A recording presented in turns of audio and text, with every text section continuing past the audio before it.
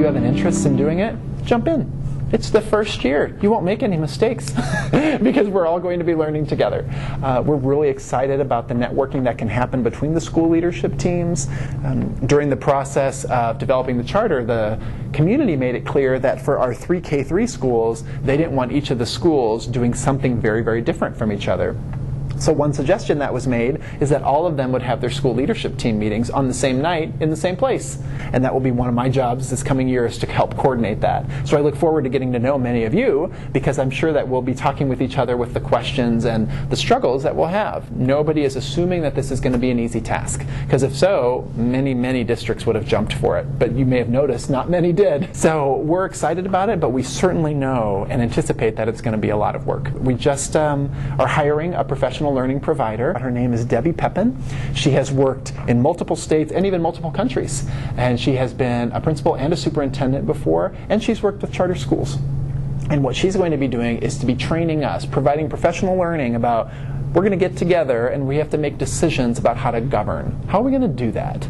And how is governing different than an advisory group? And the biggest important question for Decatur: what decisions are within your purview and what decisions might not be within your purview? And then if you want to make a decision that's over here, how do we do that?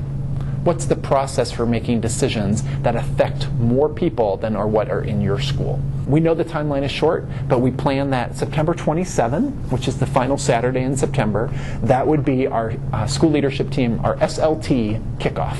And so at that time, all the folks that at that point will already be elected, but the election information will be coming in the next couple weeks. That's when we'll all get together and say, let's do this. Right. What we decided is to definitely not to do elections during the summer.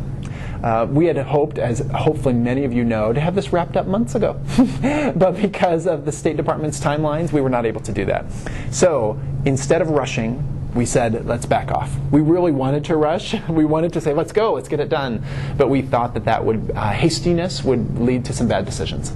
So when your student or students come back to school, you'll be getting some information at that time about, are you interested in a school leadership team? Here's what that might mean for you if you're interested. And if not, here are other opportunities at the school that you could be involved with. Probably about 2 weeks later, we'll have our process for elections. The community requested that we have some face-to-face forums, some opportunities to meet the folks that will be governing your school. And so we hope that you take advantage of that. So we'll schedule those at each of your school. You'll be able to meet the folks that are interested, the brave warriors that are risking for the first time to try it with us. And it is a risk. We understand that. And we hope that you'll take this ride with us. Then after that, we'll have our election process, but that's why we want to put out the September 27 date ahead of time. If you know that that date wouldn't work for you, then maybe being on the school leadership team for the first year might not be the best option for you. We really feel like that Saturday is critical for us to get going in the first year. I would love to say, here, come watch a tape of what it's like in a school leadership team meeting, or come here and we'll show you data from last year's school leader. We don't have any. So all we can say is, here's what we think is going to happen, and here's how it might look different than what it did last year. Many of you have opportunities, you've had opportunities to be on your school councils. Many of you have had opportunities to be in leadership of PTA or PTO or PTSA. Maybe those positions prepared you well for this. Maybe it's going to be something totally different. If you think that you have something to bring to the table, come. Let's find out what that is. And then your colleagues, your fellow parents, and your community around will decide if they really want to entrust you with that.